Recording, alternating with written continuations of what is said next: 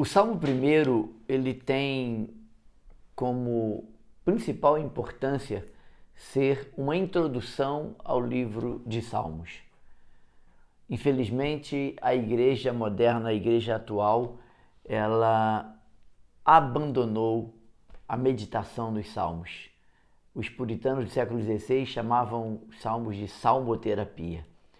E eu amo o livro de Salmos e tenho procurado me dedicar a conhecê-lo. E nessa manhã eu quero compartilhar com você sobre algumas riquezas do Salmo primeiro.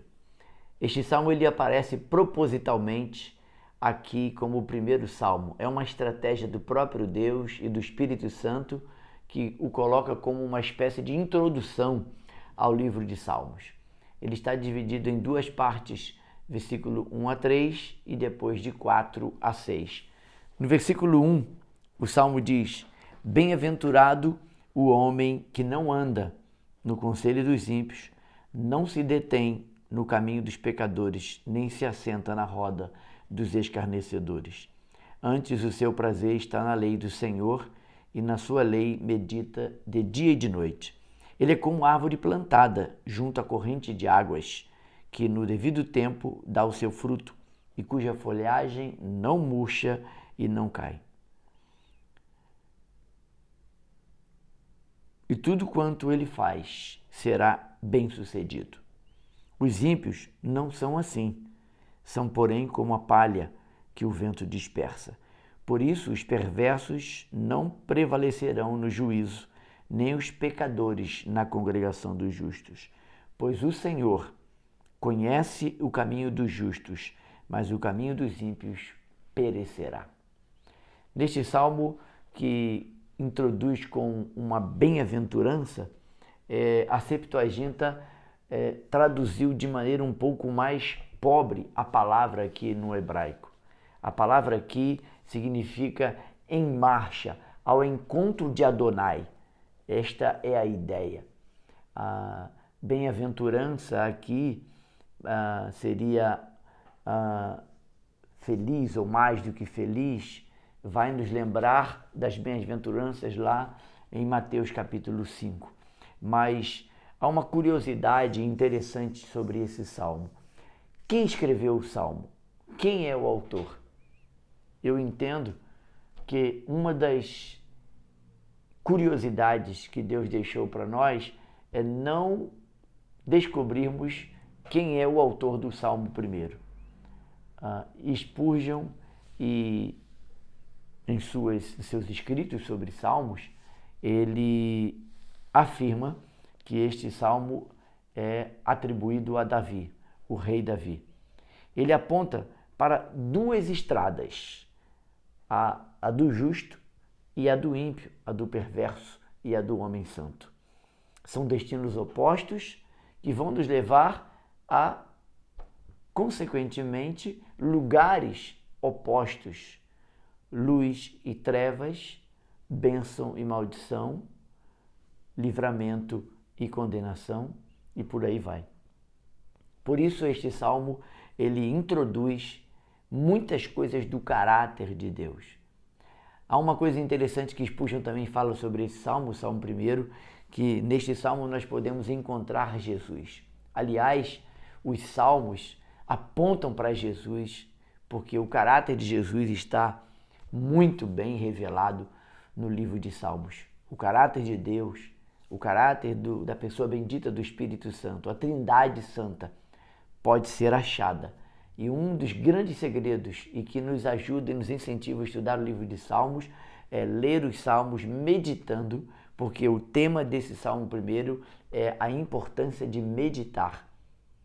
Não é apenas ler, estudar, explorar os textos, sua cultura, o seu contexto, mas entender que este salmo está falando de meditação, que é algo que nós, como disciplina, temos observado muito pouco. É uma pena, porque a igreja não observa tanto quanto deveria a disciplina da meditação. Agostinho de Hipona afirma que esse homem justo que o versículo de 1 a 3 explora e detalha é o próprio Senhor Jesus. Agostinho de Hipona foi um homem santo e recebeu algumas revelações interessantes sobre Salmos também. Aqui a gente pode observar 3 características desse homem justo que aponta para Jesus e que nós devemos imitá-lo, porque Paulo vai dizer: sede meus imitadores, como eu também sou de Cristo. E ele começa dizendo: ele não anda no conselho dos ímpios, aqui há uma crescente, ele não se detém no caminho dos pecadores e ele não se assenta, não habita. A ideia de assentar-se é habitar, conviver. A ideia aqui é de alguém que gasta bastante tempo e conhece com intimidade a roda dos escarnecedores. Esse homem justo que aponta para Jesus e que eu e você devemos imitá-lo, não anda, não se detém e não se assenta. Você observa que aqui há uma crescente. Ele não anda, ele não passa perto, ele não se detém, ele não é atraído pelas belezas e ilusões daquele contexto do mundo frio e escuro da impiedade, e ele não se assenta, ele não se detém, não habita, ele não reside na roda dos escarnecedores. O versículo 2, ele é bem conhecido porque ele aponta para características positivas, e aí entra o versículo-chave, talvez, deste salmo. Antes, o seu prazer, a sua alegria, o seu deleite está na lei do Senhor, e na sua lei medita de dia e de noite. Josué, quando foi orientado por Moisés na sua sucessão, ele poderia ter deixado muitas orientações, talvez muitas dicas de como ser um bom líder, como conseguir governar bem, administrar bem toda aquela multidão. E o conselho único, talvez, e o mais insistente que Moisés deixa para Josué é para ele meditar de dia e de noite na lei do Senhor, para que sua vida seja próspera, abençoada. Guardar, reter, meditar, refletir dia e noite. E podemos entender que este não é um conselho pequeno, não é um conselho de menor importância, pelo contrário, é um conselho de muita importância para nós. Há uma outra comparação que o Salmo vai fazer. Ele vai dizer que esse homem justo, ele é como a árvore plantada junto à corrente de águas. Essa árvore, ela pode ser comparada à árvore da graça, à árvore da bênção, a árvore que transforma esse homem justo num homem abençoado. Ele é encharcado, ele é tomado, ele é controlado pela palavra de Deus. Ele medita de dia e de noite, por isso ele tem uma vida alegre, leve. Ele não está perdido, ele tem um caminho claro, bem iluminado, pelo qual ele deve seguir. E o versículo 4 vai dizer que o ímpio é comparado a uma palha, uma folha morta. A árvore está plantada, tem raízes profundas e ela vai no mais profundo para sugar a sua seiva. A palha, ela é como o vinho, o vento que espalha. É assim que ele diz, versículo 4, não são assim os ímpios, são porém como a palha que o vento dispersa. A palha, se o vento está para a direita, ela vai para a direita. Se o vento está para a esquerda, ela vai ser levada pela esquerda. A árvore está plantada, fixada, e ela dá frutos, ela gera sombra, ela abençoa, ela é remédio, enquanto a palha simplesmente está perdida, levada por qualquer vento de doutrina. Eu e você precisamos escolher qual o caminho queremos seguir. O justo é comparado a essa árvore. Eu quero ser essa árvore bem plantada, que dá fruto na estação própria e cujas folhas não murcham. Não há nada que possa abalar, nem circunstâncias ruins, nem boas.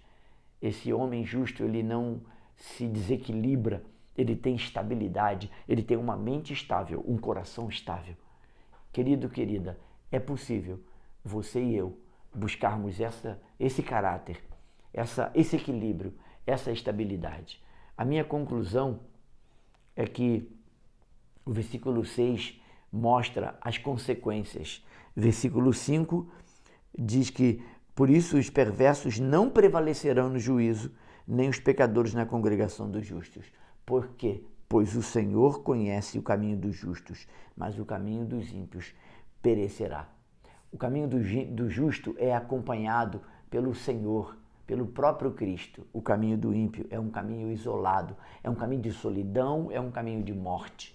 Andar com Cristo é vida, andar no caminho da impiedade é morte.